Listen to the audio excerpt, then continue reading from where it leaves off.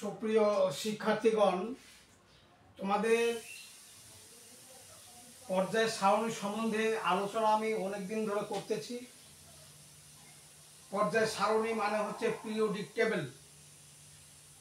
এই periodic table এর ভূমিকা, এটা পড়লে কি উপকার লাগবে এবং বিজ্ঞান জগতে এর গুরুত্ব কতটুকু, এই সম্পর্কে আমি একাধিক আলোচনা করেছি। আজকে যে আলোচনা করব সেটা খুবই একটা গুরুত্বপূর্ণ আলোচনা, যে আলোচনাটা তোমাদের খুবই দরকারি, বিশেষ করে ইন্টারমিডিয়েট লেভেলের স্ট্যান্ডার্ড হিসাবে আমি আলোচনা করব। সেটা হচ্ছে ডি ব্লক মৌলের পর্যায় সারণী। অর্থাৎ পর্যায় সারণীটা বেশ কয়েক ভাগে বিভক্ত করা হয়েছে। ইলেকট্রন বিন্যাসের উপর ভিত্তি করে আমরা এই ডি ব্লক মৌলের পর্যায় সারণীটি আমরা বলবো।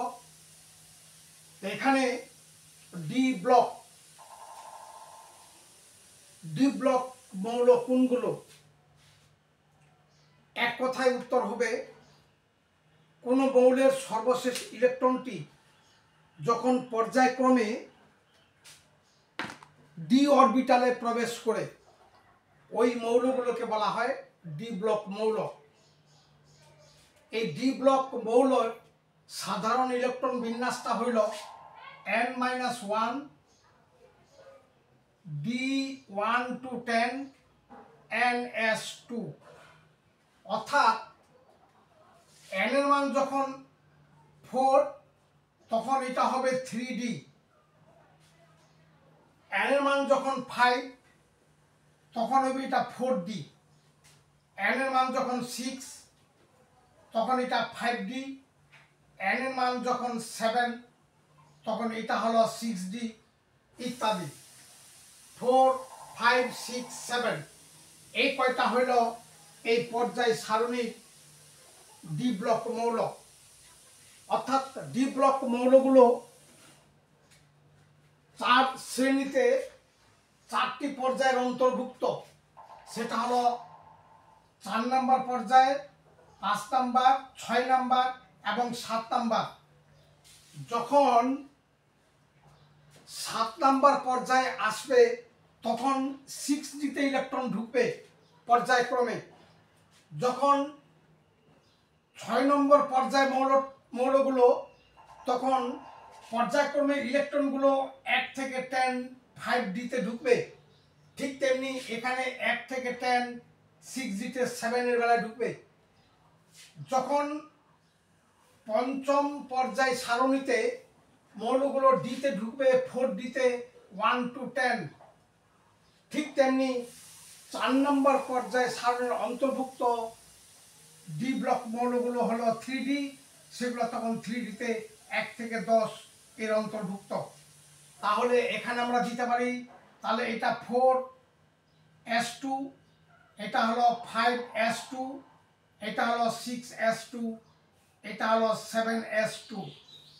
অর্থাৎ n এর মান যখন 4, d এর মান 3d, n এর মান যখন 5, 4d, n এর মান যখন 6 তখন হচ্ছে 5d, n এর মান যখন 7 তখন হচ্ছে 6d। এই 4টি পর্যায়ের অন্তর্ভুক্ত 4 প্রকারের 3d, 4d, 5d ও 6d, এইগুলাকে বলা হয় ডি ব্লক মৌল। এই ডি ব্লক মৌলের পর্যায় সারণীটি এটা এখানে আমি অঙ্কন করেছি।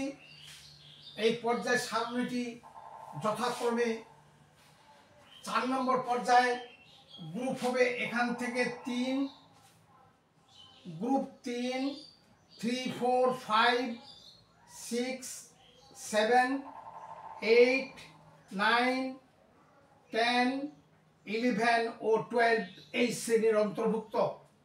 অর্থাৎ ডি ব্লক মৌলগুলো 3 হইতে 12 গ্রুপের মধ্যে বসবাস করবে, অন্তর্ভুক্ত। এখন এটা শুরু হবে যেহেতু 4 নম্বর পর্যায়ের এর আগে আছে 3, তাহলে নিশ্চয়ই 3D, অর্থাৎ এর আগে আছে 3, তার মানে 3s2 3p6 1s2s, অর্থাৎ এইদিকে আছে এটার পূর্বেরটা হলো আর্গন, এটা হলো আর্গন থেকে শুরু হবে এটা, অর্থাৎ এটা শুরু হবে আর্গন থেকে 18, আর এটা শুরু হবে ক্রিপ্টন থেকে 36, এটা শুরু হবে জ্যানন থেকে 54, এটা শুরু হবে রেডন থেকে 86, অর্থাৎ 4 নম্বর পর্যায়ের যে ডি ব্লক মৌলগুলো আর্গন 18 পরে মৌলগুলো হবে, যেহেতু এই আর্গন হইল আর্গন 18, এটা কথা মানে 1s2 2s2 2p6 3s2 3p6, অর্থাৎ 3ডির পরবর্তী হতো 4d। তাহলে আর্গন এর পরবর্তী হবে, এটার আগে হবে আর্গন, ক্রিপ্টন, জ্যানন এবং রেডন। তাহলে নিশ্চয়ই আর্গনের পরে দুটো এস এর দুটো চলে যাবে, তাহলে 18 19 এবং 20, তাহলে এখানে 21 থেকে শুরু হয়ে 30 পর্যন্ত এটা আসবে। আর এটার বেলায় 36 37 38 এসে দুটো চলে যাবে, তাহলে 39 থেকে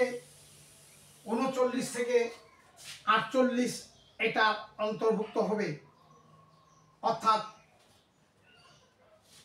4D মৌলগুলো ডি ব্লক মৌলগুলো 39 থেকে 48। আর এটার বেলা হবে যেহেতু 54 55 56, এখানে 57 থেকে 71 চলে যাবে এফ ব্লক মৌল, তারপর এটা শুরু হবে 72 থেকে 80 পর্যন্ত এটা আসবে। অনুরূপভাবে এটা হলো রেডন, রেডনের দুটো চলে যাবে 86 87, তাহলে এটা হবে 89 থেকে 103 এফ ব্লক মৌল, তারপর এটা শুরু হবে 104 থেকে 112, অর্থাৎ এই 3D 10টা, 4D 10টা, 5D 10টা, 6D 10টা, এই নিয়ে 40টা, এবং এখানে থোরিয়াম, আধুনিকভাবে থোরিয়াম 90 এটাকে ডি ব্লক হিসাবে ধরা হচ্ছে, সুতরাং একটা 41টা মোট, তাহলে ডি ব্লক মৌল হলো 41টি। 3ডিতে 10টা, 4ডিতে 10টা, এই 10টা করে 40টা, আর থোরিয়ামটা এখানে যুক্ত হয়ে আসবে। আর বর্তমানে থোরিয়ামটাকে ডি ব্লক মৌল হিসাবে চিন্তা করা হয়, তাহলে 41টা। এখন এই মৌলগুলো আমরা যখন বসাবো তখন আমরা ক্রমান্বয়ে এর যদি প্রথম মৌলটা হচ্ছে এখানে স্ক্যান্ডিয়াম, তারপরে titanium 22, vanadium, scandium titanium vanadium, তারপরে হচ্ছে chromium, manganese, iron, cobalt, nickel, copper এবং জিঙ্ক, এটা হলো 3ডির অন্তর্ভুক্ত, অর্থাৎ 21 থেকে 30। আর এখানে শুরু হবে 39 থেকে, এখানে শুরু হবে ইউটোরিয়াম, জার্কোনিয়াম, নায়োবিয়াম, মলিবডেনাম, মলিবডেনার পরে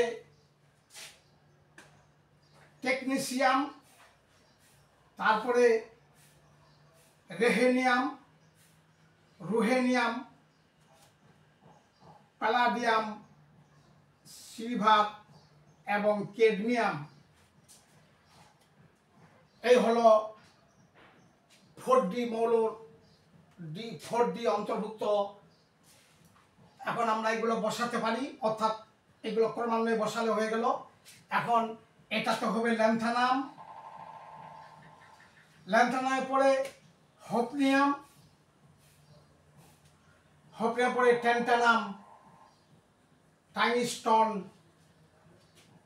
রেহেনিয়াম, অসমিয়াম, ইটেরিয়াম, প্লাটিনিয়াম, গোল্ড এবং মার্কারি। এরপর এটার বেলা হবে অ্যাক্টিনিয়াম, রাদারফোর্ডিয়াম, ডুবনিয়াম।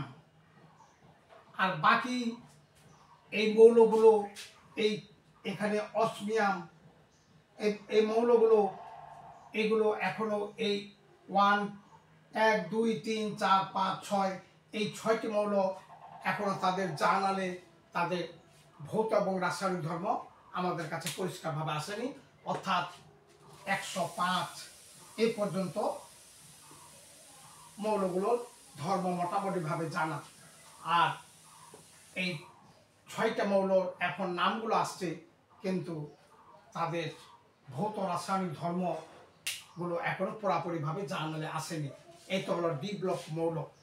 এই ডি ব্লক মৌলগুলো যথাক্রমে এরা যখন এদের ডি যখন 1 থেকে 9 হবে, তখন এটা হবে ট্রানজিশন